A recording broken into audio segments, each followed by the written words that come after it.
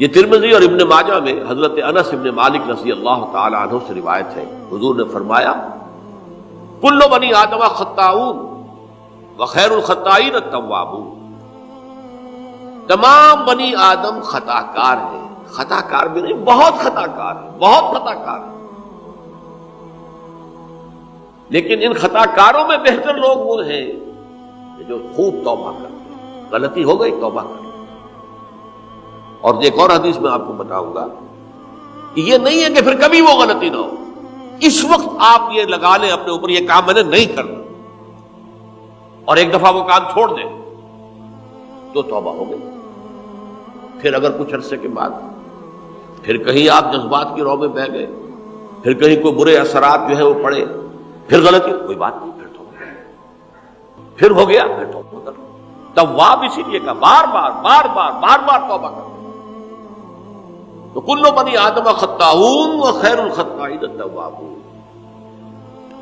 دوسری حدیث یہ بھی ابن ماجہ اور بہقی میں ہے، حضرت عبداللہ ابن مسعود رضی اللہ تعالی عنہ، التائب من الذنب کمن لا ذنب له،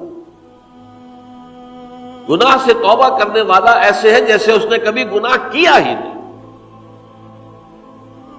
دھل جاتی ہے، تختی دھل گئی، بچے نے تختی لکھی تھی اس کو دھو دیا، ختم ہو گئی۔ ایک حدیث تو پڑھ کر میں بھی چونکا، یہ اصل میں اسلوب ہے بیان کا، بتانے کے لیے کہ تمہارے دلوں کے اندر مایوسی کا غلبہ نہ ہو جائے۔ مایوس اصل میں جو ہے مایوسی یہ ابلیسیت ہے، نوٹ کر لیجئے اس کو۔ مایوسی ابلیسیت کا عکس ہے۔ مبلس کہتے کسے؟ جو مایوس ہو گیا۔ ابلیس سب سے بڑھ کر مایوس جو ہے وہ ابلیس، اسے معلوم میرا چھٹکارا تو نہیں ہے، لہذا میں جتنوں کو اپنے ساتھ لے کر جہنم میں جھونک دوں یہی میری کمائی ہے، میں نے تو بچنا نہیں۔ تو ابلیس کہتی ہے اس کو جو انتہائی مایوس، مبلس، جو رحمت خدا بندی سے مایوس ہو چکا۔ اب اس کو دور کرنے کے لیے حدیث سنیے، اور یہ حدیث مسلم شریف کی ہے، صحیحین کے اندر، حضرت ابو ہریرہ سے۔ حضور فرماتے ہیں والذی نفسی بیدہ، قسم ہے اس ذات کی جس کے ہاتھ میں میری جان ہے، لو لم تذنبوا، اگر تم لوگ گناہ نہ کرتے، لذهب اللہ بکم، تو اللہ تعالیٰ تمہیں لے جاتا کہیں اور، وَلَجَاءَ بِقَوْمٍ يُذْنِبُونَ، اور پھر کسی ایسی مخلوق کو پیدا کرتا ہے جو گناہ کرتے، فَيَسْتَغْفِرُوا اللَّهَ، اور پھر وہ اللہ سے استغفار کرتے اور توبہ کرتے، فَيَغْفِرُ لَهُمْ، اور اللہ تعالیٰ انہیں معاف کر دیتا۔ اسی سے ملتی جلتی ایک حدیث ہے، یہ امام احمد اور امام بہقی لائے ہیں، اور اس کے راوی حضرت علی ہے رضی اللہ تعالی عنہ۔ ان اللہ یحب العبد المؤمن المفتن التواب، ان اللہ یحب، اللہ تعالیٰ محبت کرتا ہے اپنے اس بندے سے، العبد المؤمن، جو مومن ہو۔ اس کی ایک اور بڑی پیاری حدیث آئے گی، المفتن التواب، جو بہت فتنوں میں مبتلا ہو جاتا ہو اور پھر بہت توبہ کرتا ہو، مفتن التواب، لیکن ساتھ ہی پلٹتا ہو، رجوع کرتا ہو، پھر اللہ کے حضور میں حاضر ہوتا ہو، پھر معافی مانگتا ہو۔ اللہ تعالیٰ کو اپنا ایسا بندہ بہت پسند ہے۔ اب میں کچھ اور حدیثیں آپ کو سنا رہا ہوں۔ توبہ کا دروازہ دو اعتبارات سے کہا گیا ہے کہ ایک وقت آنے پر بند ہو جاتا ہے۔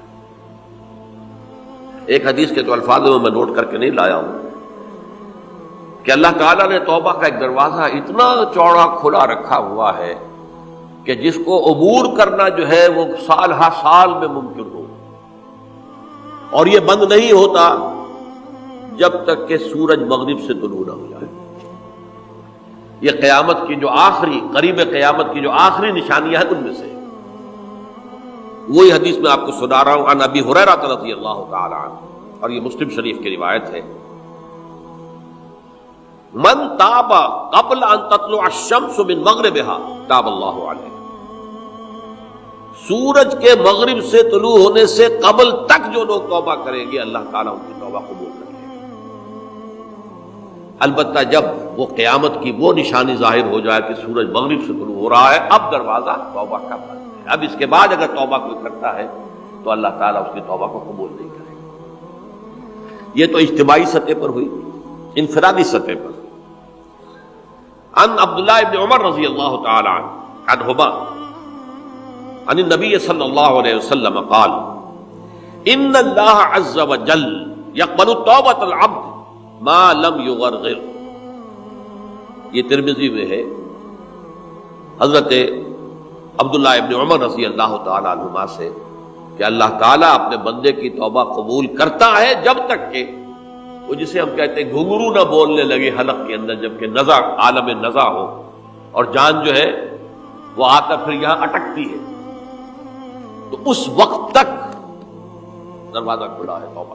لیکن جب یہ شکل ہو گئی تو دروازہ بند ہے۔